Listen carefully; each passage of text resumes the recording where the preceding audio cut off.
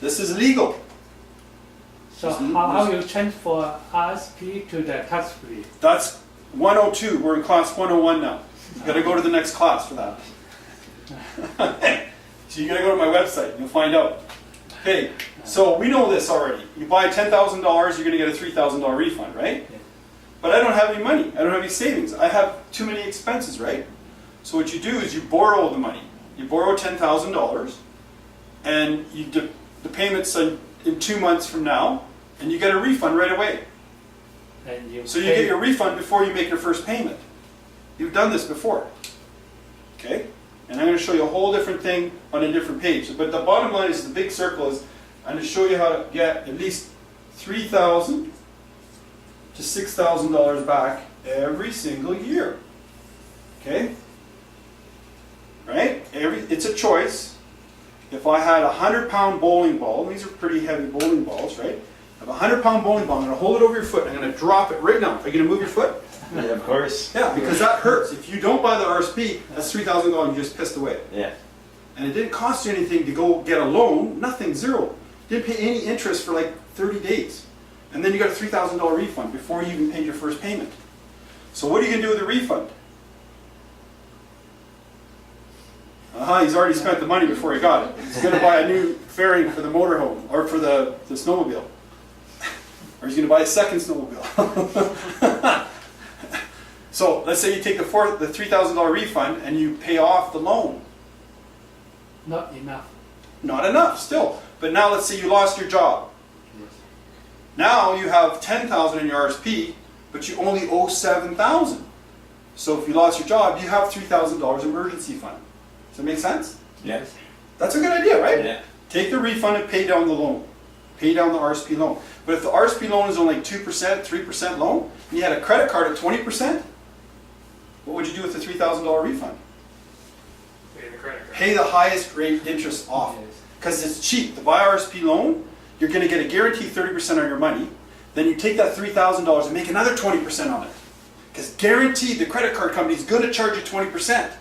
So you get a 30% guaranteed refund plus a guaranteed you don't pay on the credit card anymore. Does that make sense? That's 50% return. Okay? Other than brain damage and severe emotional problems, why would not you do that? You would do that, but still, you want to have that drink of beer. Want to go party, right? Let's say expensive beer, man, expensive snowmobile. Or you buy a boat, right? Yeah. You know what boat stands for? You have both? Bring another 1,000. So $3,000 to $6,000, and you still like if you're making $100,000 a year, or like $60,000 a year even, you could still save $10,000 a year doing this, and have the same lifestyle, right? Because if you have $10,000 or $2,000 in the bank, or $5,000 or $500 or $200 in the bank, you go, you know how much is in your account, right? Right now, you know exactly how much you have in your bank account. Within about $10, everybody here knows that. And you go, what am I going to spend that money? How am I going to spend that money? If you got $10,000 or $5,000, oh, you've already kind of sort of figured out where you're going to spend that money, right? But if you had $20,000 in your RSP and you can't get at it, oh, it feels good, and you can put more in there. It feels good, really good. And you tell the employer, take a hike. It's a walk-away fund too. Parachute. You have $20,000 in savings, you walk differently, you talk differently, you think differently, you just act differently around people, right? So, okay, so the really rotten savings plan. Now, it's not a really rotten savings plan. Why people say it's really a bad investment? Because, oh, they're just going to take the money out. When I take the money out, they're going to tax me anyway. Oh, when I take the money out, they're going to get me later.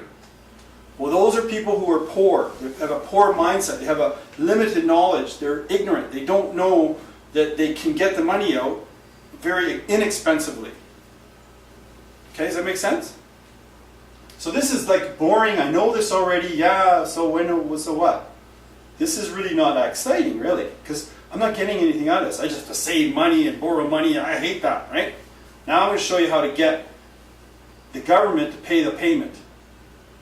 Get the government to pay the RSP payment. Yeah, pretty cool, eh? I didn't think about it. Which way? Okay, so I'm going to make this really messy now because there's 3 ways to save money on taxes. 1, through RSPs. So I'm going to take some green here.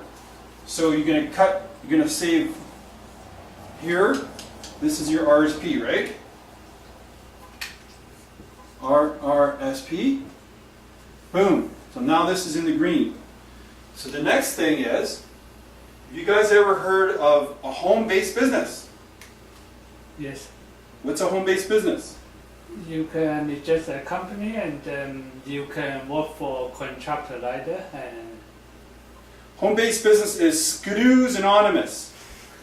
And he's going to take you on skidoo rides because he loves to do skidooing. So he's going to turn his hobby into a business. And he's going to take you skidoo touring. He's going to charge you $1,000 for the weekend, and it's an income to him. And you can make it a tax deduction if you visit your accountant at the ski hill. Okay? So this is called a home-based business. Okay?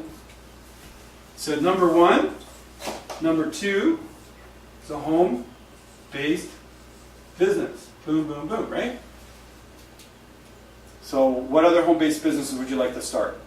Interior designing. She's a full-time interior designer. She can start a consulting company, and it doesn't have to be a corporation, just be a name. Pamelonians Interiors. or number. Yeah, she can be 1 hour a month. She only takes clients that want to spend $100,000 on their house. She's an exclusive, high-end interior designer. Anybody who makes over $500,000 a year, they go to see her for 1 hour, and she only takes 2 customers a year. That's part-time, right? It doesn't take anything out of her children, her family, her job, but it's a home-based business.